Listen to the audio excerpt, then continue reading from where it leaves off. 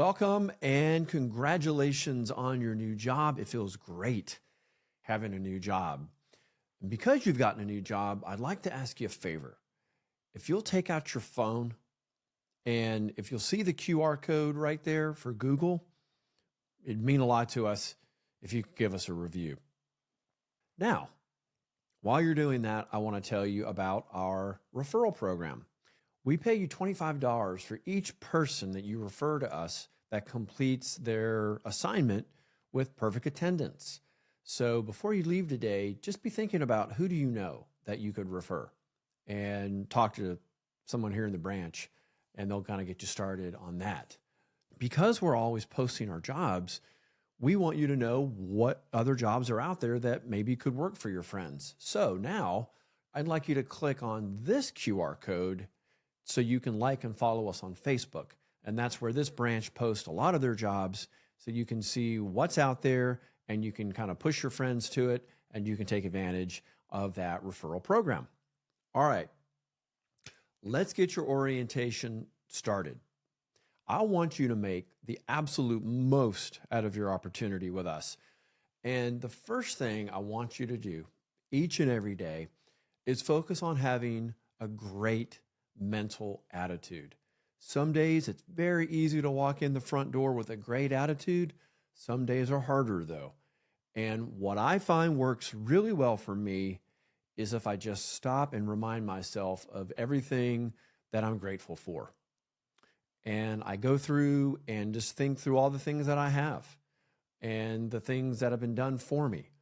And that tends to get me moving in the right direction and it puts me in a better mental attitude. So whatever you need to do, take that time, get yourself in that right mental state before your shift each and every day. All right. Now, along with that, I want you to get plenty of rest because some of the shifts we work here, they're long, right? You might be working a day shift. You might be working a night shift, whichever one it is.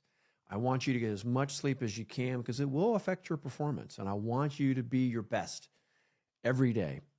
And along with rest, you've got to eat good food and snacks and drink plenty of water.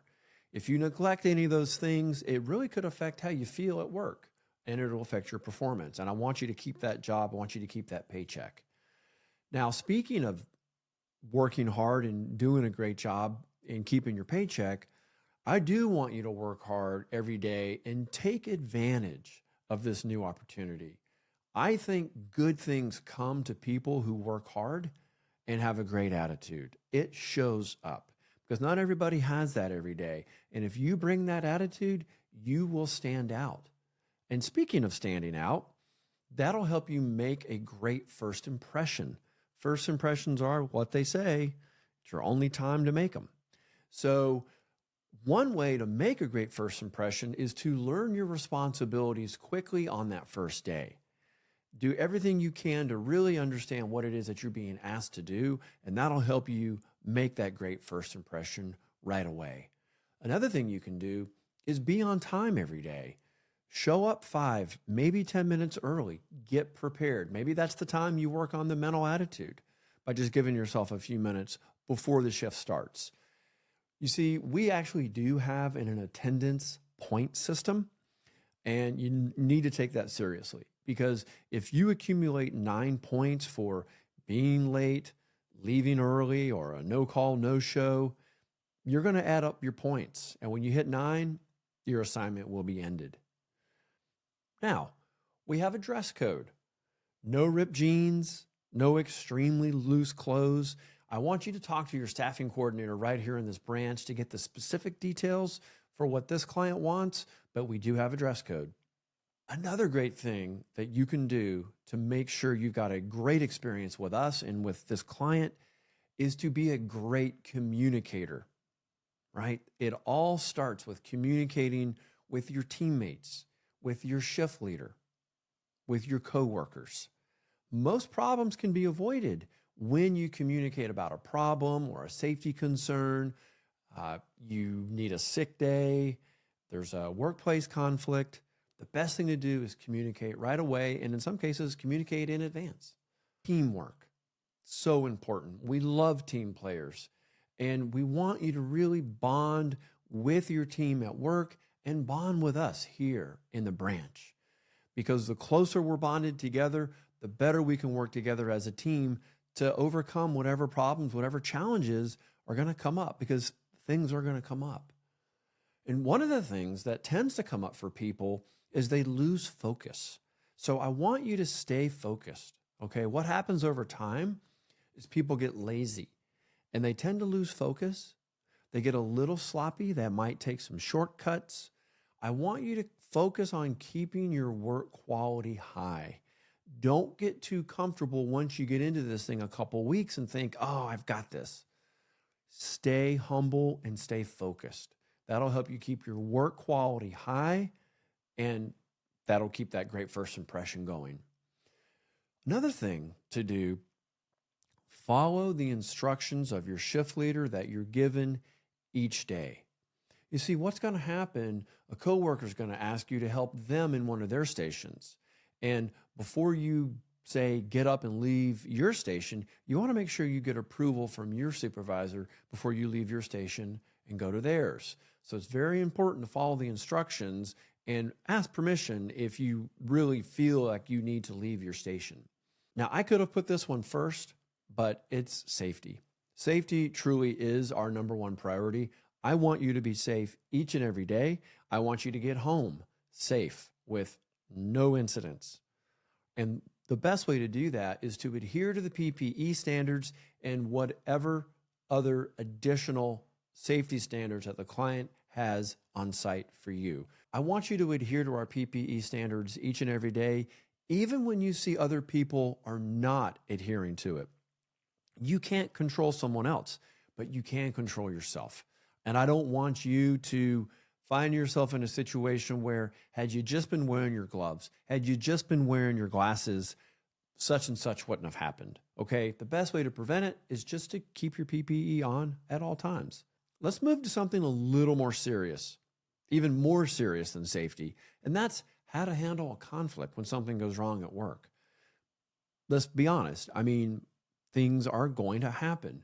And when a conflict is present, I don't want you to get defensive and start arguing. The best thing you can do, just work on keeping your emotions in check.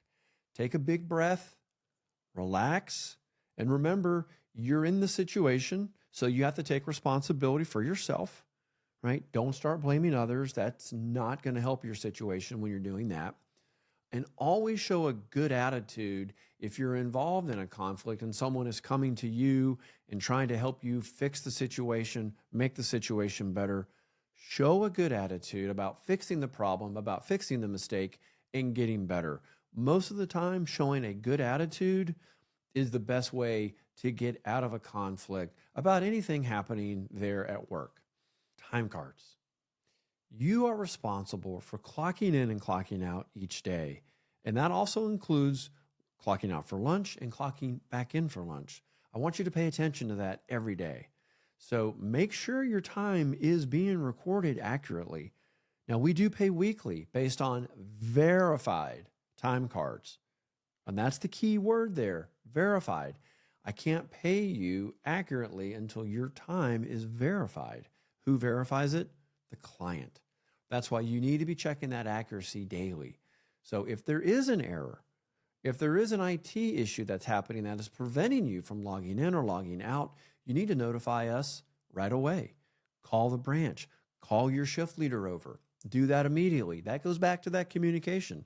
Communicate immediately.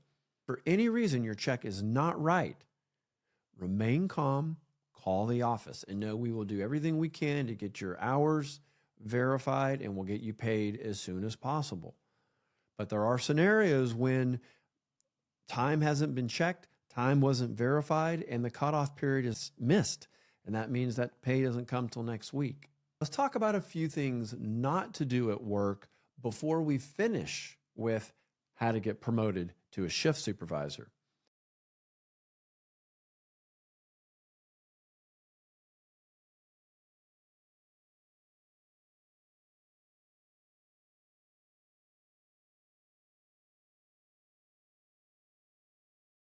Let's talk about how to get promoted to shift leader.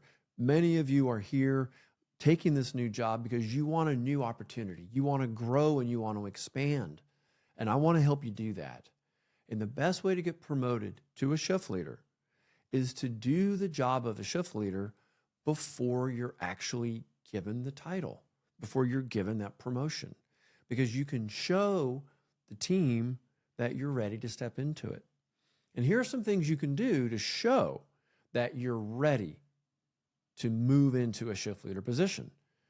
Number one is you just display a great attitude and a willingness to learn more. You work well with coworkers. You work great with on-site leadership. You actually take a little bit of pride in doing good work, having good quality, and you encourage others to be their best. You follow all safety guidelines. You don't lose or forget your PPE on a daily basis. And instead of complaining about a problem, you start offering suggestions. You're looking for ways to make improvements on the work site. When you see a need, you meet the need. You strive for perfect attendance. All absences are excused, or you've got it documented with a doctor's note. I want you to understand not just your job, but the jobs that other people are performing. The more you know, the more you can help, the more you can manage and lead. And finally, be patient. Don't expect to be promoted in 30 days. The best way is to act as a leader and show management that you're ready and you can step in and do the job. I wish you all the success in the world in your new job.